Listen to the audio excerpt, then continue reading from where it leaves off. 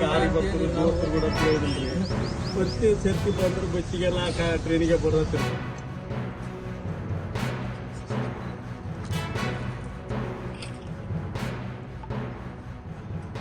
ಯಾರದು ತಪ್ಪು ಏನು ಅಂತ ಹೇಳೋದಕ್ಕೆ ಭಾಳ ಕಷ್ಟ. ಯಾಕೆಂದರೆ ಅವರು ಲಾರಿ ಸ್ಲೋ ಆಗಿ ಹೋಗ್ತಿತ್ತು ಅಂತಿದ್ರು, ಆಮೇಲೆ ಹಿಂದ್ಗಡೆಯಿಂದ ಅವರು ಹೈ ಸ್ಪೀಡಲ್ಲಿ ಬಂದಿದ್ದಾರೆ. ಈಗ ನಮಗೆ ಮೇಲ್ನೋಟಕ್ಕಾಗಿ ಇದರಿಂದ ಮೊದಲನೇದಾಗಿ ದುರದೃಷ್ಟಕರ ಆತ್ಮಕ್ಕೆ ಶಾಂತಿಯನ್ನು ಕೊಡ್ತದೆ ಮತ್ತು ಅವರ ಕುಟುಂಬದವರಿಗೆ ಭಗವಂತ ಅವರ ನಷ್ಟವನ್ನು ಭರಿಸ್ತಕ್ಕಂಥ ಶಕ್ತಿ ಕೊಡಲಿ ಅಂತ ಹೇಳಿ ಪ್ರಾರ್ಥನೆ ಮಾಡ್ತಾರೆ.